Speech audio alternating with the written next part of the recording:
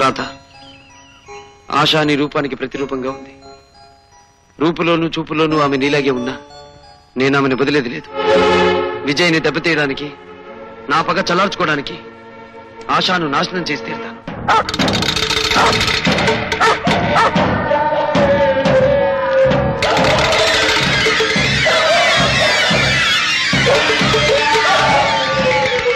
ఏమండి, ఈ రోజు నుంచి ఆశాని వేయి కళతో కాపాడుకోవాలండి.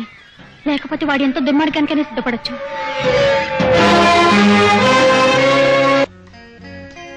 నా పంచదార చిలక, ఈ 3 ఏళ్ల పాటు నాకు కంటిన్యూస్ గా స్వర్గం చూపించేశావు. రోజుకో ముద్దుతో, పూటకో ముచ్చటతో నన్ను పిచ్చెక్కి చేసినందుకు నీ పేర ఒక డూప్లికేట్ తాజ్ మహల్ కట్టించాలనుందే. రేపే కాంట్రాక్టర్ ని పిలిపిస్తాను. నిజంగానా బంగారు కొండ? నిజమేనే నా మిఠాయి ఉండా. వెయిట్ వెయిట్ వెయిట్, నేను రౌండ్ వేసుకొస్తాను, ఆ తర్వాత చూసుకుందాం.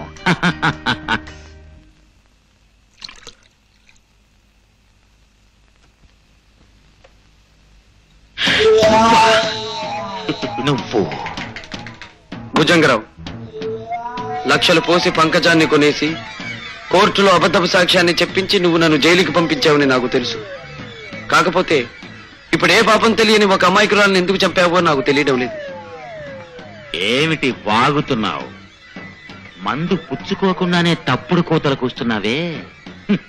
నేనెవరిని చంపలేదు. తెలియనట్టు మాట్లాడుతున్నావే. చంపితే కదా తెలిసేది. నేనెవరిని చంపలేదు. అలాగా? అయితే నాతో రా.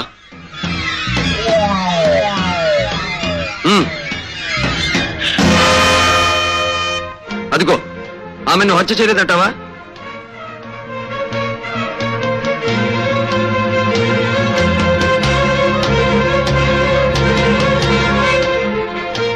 నేను హత్య చేయటం ఏమిటి?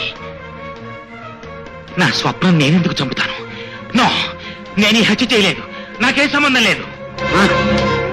నువ్వు చెప్పినంత మాత్రాన చట్టం కోర్టు నమ్ముతుందనుకుంటున్నావా? ఇల్లు నీది, ఈ పడగది నీది, మంచం నీది కాదంటావా? అంత మాత్రాన నేను హంతకుండా ఎందుకు అవుతాను? నువ్వు ఖరీదు కొనుకొచ్చి నా స్వప్నం మీద నీకు ముచ్చట తీరిపోయింది. ఆమెని బ్రతుకి అడ్డు రాకూడదనుకున్నావు, అందుకే పొడిచి చంపావు. దానికి సాక్ష్యంగా ఆ కత్తి మీద నీ వేలిముద్రలు కూడా ఉన్నాయి. మరిప్పుడు కోర్టు ఏం తీర్పు చెప్తుందంటావు? ఇదంతా మోసం, దగా. నువ్వు నన్ను అన్యాయంగా అబద్ధాలతో విషవలయంలో ఇరికించాలని చూస్తున్నావు. అవును, అది నీ దగ్గర నేర్చుకున్న విద్య. అబద్ధాలతో అన్యాయంగా నన్ను నాడు వల్ల ఇరికించి జైలు పాలు చేశావు. ఈ రోజు అదే పద్ధతిలో నువ్వు ఉరికంబం ఎక్కబోతున్నావు భుజంగరావు. ఉరికంబం ఎక్కబోతున్నావు. నాకు ఉరి శిక్ష పెట్టు. నేను ఉరికంబం ఎక్కను. పారిపోతాను. చట్టం నుంచి దూరంగా పారిపోతాను. I will run away from the law. I will run away from the law.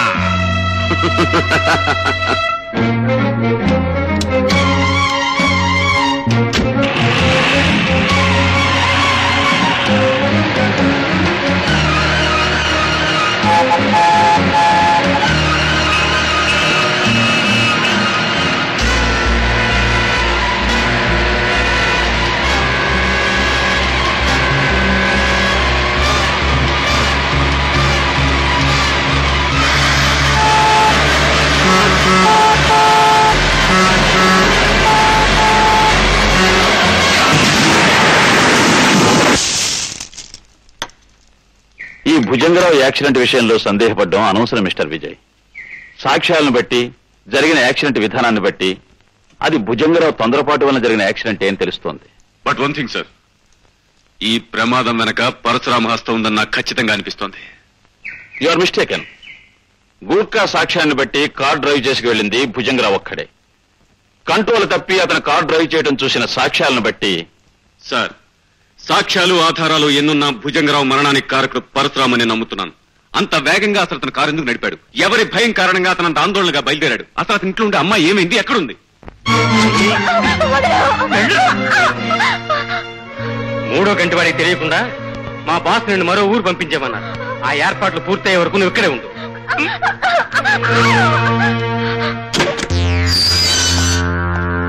Salam Jackie సాబ్, సలాం. రండి.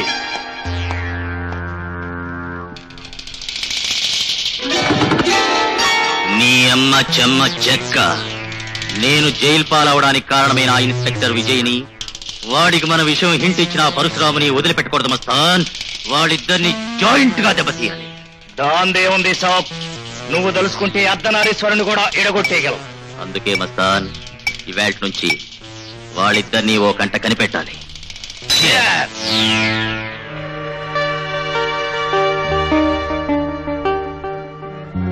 జైలు నుంచి బయటికి రాగానే సాక్ష్యం లేని విధంగా భుజంగరావు చావు కారకుడయ్యాడు పరశురాం.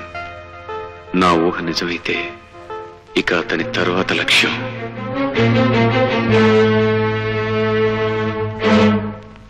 పద్మావతమ్మ, అమ్మాయికి కలెక్టర్ గారి సంబంధం చేస్తున్నందుకు మాకందరికి చాలా సంతోషంగా ఉంది.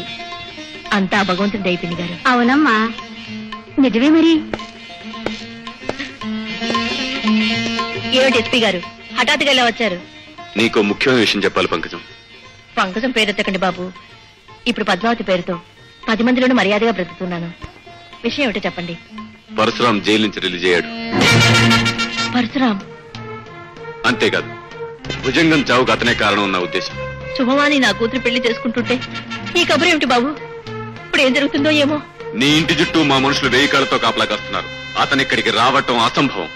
బాబు, నేను పంకజం అనే పాత పేరుని, పాత జీవితాన్ని పూర్తిగా చెరిపేసి మర్యాదస్తురాలుగా మారిపోయాను. ఈ సంఘంలో ఒక గౌరవమైన స్థానాన్ని సంపాదించుకున్నాను. ఈ పెళ్లికి వచ్చిన పెద్దలు ఎవరికి నా పాపిష్టి బ్రతుకు గురించి ఏమీ తెలియదు. అందుకే నా ఒకగానొక కూతురు పరువు ప్రతిష్టలున్న పెద్దింటి కొడలు కాబోతుంది. ఇలాంటి పరిస్థితుల్లో ఆ పరశురాం ఇక్కడికి వచ్చాడంటే నా చరిత్ర బట్టబయలవచ్చు, నా కూతురు పెళ్లి ఆగిపోవచ్చు. అందుకే ఎస్పీ గారు, ఈ రాత్రికి ఆ పరశురాం ఇక్కడికి రాకుండా చూడండి. నా కూతురు మెడలో 3 ముళ్ళు పడ్డాక వాడు నన్నేం చేసినా బాధ లేదు, భయం లేదు. చూడు, నువ్వు అనవసరంగా కంగారు పడుకో. నీకు ధైర్యంగా ఉంటుంది అంటే ఈ పెళ్లేంత వరకు నేను ఇక్కడే ఉంటాను. ఆ పని చేయండి బాబు, మీకు బతికంతా రుణపడి ఉంటాను. హలో, ఎవరు? ఎస్పీ బాబు కావాలా? ఒక నిమిషం ఉండండి. హలో, ఎవరు? ఆశానా? ఏమైందమ్మా? ఎందుకు అడుస్తున్నావు? నీ వదిన ఇంకా రాలేదా? మై గాడ్, నేను ఇప్పుడే బయలుదేరొస్తున్నాను. భగవంతుడా, బతుకంతా తప్పులు పాపాలు చేసినందుకు నన్ను ఎంతైనా శిక్షించు, కానీ నా కన్న కూతుర్ని మాత్రం కాపాడు. తను పెళ్లి చేసుకుని ఏ కలతలు కల్లోలలు లేకుండా చల్లగా ఉండేటట్టు చూడు స్వామి. ప్రార్థనలు చాలులే పంకజం. పాపం చేసిన నీలాంటి పతిత కళ్ళల్లో నీళ్లు చూస్తుంటే మండే ఎడారిలో వాన కురుస్తున్నట్టుగా చాలా ఆశ్చర్యంగా ఉంది పంకజం. పరశురాం బాబు పేరు గుర్తుంది కదా, పతిత పంకజం. సమాజంలో హై క్లాస్ సొసైటీకి సంబంధించిన పద్మావతి దేవిగా మారిపోగానే నన్ను మర్చిపోయిందేమో అనుకున్నాను, కానీ గుర్తున్నానన్నమాట. పంకజం, సంఘంలో పరువు ప్రతిష్టలున్న ఆ కలెక్టర్ గారి కుటుంబానికి నువ్వెవరవు, నీ అసలు చరిత్ర ఏమిటో తెలిస్తే నీ కూతురి పెళ్లి జరుగుతుందంటావా? జరగదు. ఆపై నీ కూతురి జీవితం సవ్యంగా ఉంటుందంటావా? ఉండదు. నేను పొగడతలతో ముంచెత్తి నీ సమాజం ఊరుకుంటుందంటావా? బాబు, మీకు దండం పెడతాను. నా కూతురు అమాయకురాలు, అది ఏ పాపం తెలియని పిల్ల. దాని బ్రతికి అన్యాయం చేయొద్దు బాబు. ఎంత గొప్పగా నటిస్తున్నావు. అవునులే, నటించడం, మనుషుల్ని నమ్మించడం నీ పుట్టుకలోనే ఉంది. ఇలా నటించి ఆ రోజు కోర్టులో నా మీద నింద మోపావు. ఆడదానిపై ఉండి రాతిగుండితో రాక్షసిలాగా డబ్బు కాసపడి ఒక నిర్దోషిని జైలు పాలు చేశావు. కటకటాల వెనక్కి వెళ్లిన నా కథ ముగిసిపోయిందనుకున్నావు. కానీ మళ్ళీ ఇలా పగపట్టిన పాములా ఈ పరశురాం వస్తాడని అనుకోలేదు. అవునా? బాబు, నువ్వేం చెప్తే అది చేస్తాను. అవసరమైతే నా కూతురు పెళ్లి జరిగిన మరుక్షణం కోర్టులో నిలబడి ఆ రోజు నేను చెప్పింది అబద్ధమని, డబ్బు కోసం నిన్ను దోషం చేశానని ఒప్పుకుంటాను బాబు. అక్కర్లేదు పంకజం, అక్కర్లేదు. ఆనాటి నీ అబద్ధం కారణంగా నేను అనుభవించిన 3 ఏళ్ల జైలు శిక్ష మాసిపోతు. నా బ్రతుకులో వృధాగా 3 ఏళ్లు పోగొట్టుకున్నట్టే ఈ రోజు నీ కూతురు 3 ముళ్ళు పోగొట్టుకుంటుంది. బాబు, అంత దారుణం చెయ్యొద్దు బాబు. బాబు, నా కన్నీళ్లతో నీ కాళ్ళు కడుగుతాను. నా కూతురు బ్రతుకు అన్యాయం చేయొద్దు బాబు, అన్యాయం చేయొద్దు. బాబు,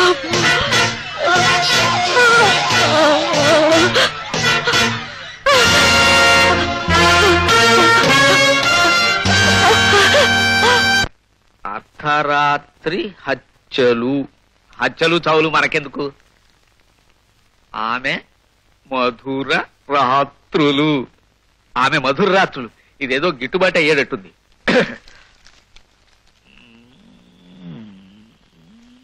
ఆశా, ఏమిటి సార్, ఏమిటి కంగారు, ఏమైంది? మీ అమ్మగారు ఆశ ఎక్కడ? వాళ్ళిద్దరు మధ్యాహ్నం బజార్ కన్నా వెళ్ళారు సార్. లక్ష్మి, ఇంతసేపు మీ ఇద్దరు ఎక్కడికి వెళ్ళారు? మేము షాపింగ్కి వెళ్ళి అటు నుంచి మూర్తి అంకుల్ గారింటికి వెళ్ళాం. మరైతే నాకు ఫోన్ చేసింది ఎవరు? మేమేం చేయలేదన్నయ్యా. అయితే దీనికి కారణం మై గాడ్. ఏమండి ఏమండి